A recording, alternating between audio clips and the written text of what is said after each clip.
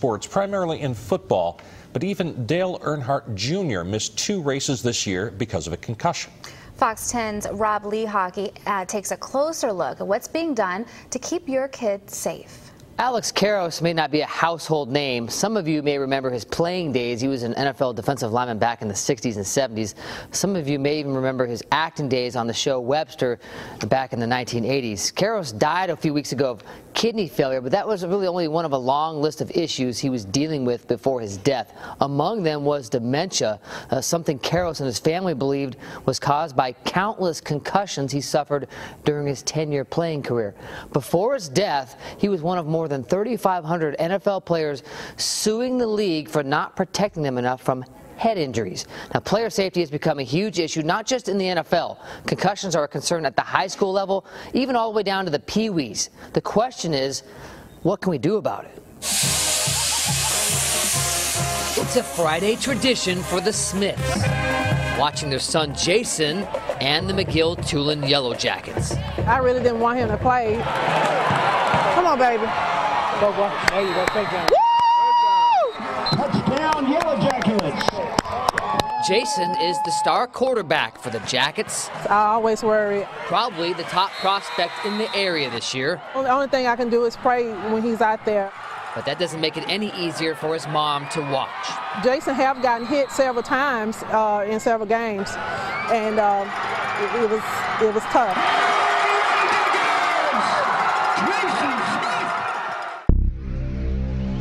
I'm Keith McCants, born and raised in Mobile, Alabama, played at Murphy High School, University of Alabama, and 6 years in the National Football League.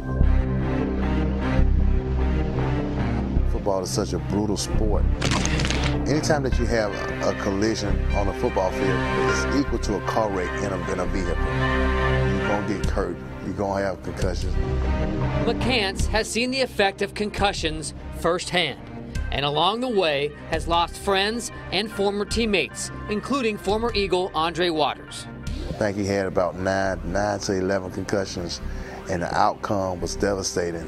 The last time I talked to him, he said he don't want to be a burden on nobody, and he took his life. And when players start taking their life, this is something serious. A pathologist said the 44-year-old Waters' brain tissue was like that of an 85-year-old. The damage likely caused by successive concussions. What happened 5 years ago is shake it off, go back in there. The NFL has invested hundreds of millions of dollars in brain injury research and equipment improvements.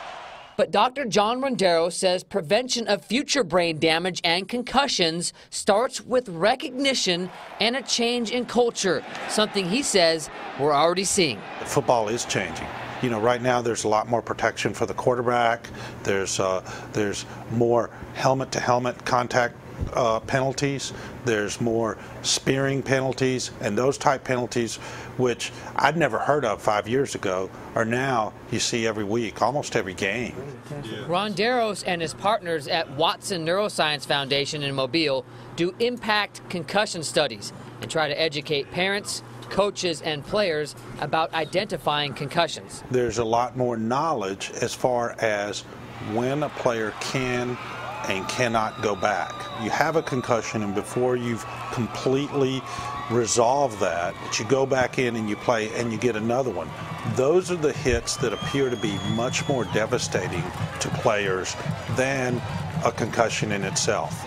That's exactly what the Alabama High School Athletic Association is trying to avoid, so it teamed up with the state to pass a new concussion law. It requires all athletic associations to provide information on concussions to participants and their families, train coaches on how to recognize a concussion, and if a player is suspected of having a concussion, they must be removed and cleared by a doctor before they can play again. And it appears to be working. It's awareness, education, and commitment to treatment. The Watson Neuroscience Foundation has partnered with several schools in the area and has seen 12 concussions in the past 2 weeks.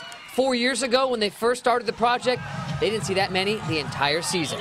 At the beginning of the year, Coach and McGill, they made sure that we got the necessary knowledge that we needed as parents about the concussion injuries and that sort of thing. Awareness has been a help for Jason's mom. His love is football, so I have to support him. But despite the recent advances, her prayers will continue because there is always a risk when you play football. Anytime you have movement, collision, athletics, you're going to have a certain level. What's that theoretical minimum? I do not know, but that's really the whole point of this, is trying to get the levels of injuries to our kid down to the theoretical minimum. Teenagers appear to be at the biggest risk of brain injuries. They are currently doing studies at the Pee-wee and middle school level to see if concussions do more damage to their brains, but those results have not been released as of yet. The bottom line here is they can improve equipment, they can work on better tackling technique, they can change the rules, but head injuries are going to happen, just like a torn knee ligament. You really can't avoid it. The key is recognizing a concussion, taking it seriously, and if it gets to the point where you perhaps have had too many, probably need to just quit. Thanks, Rob.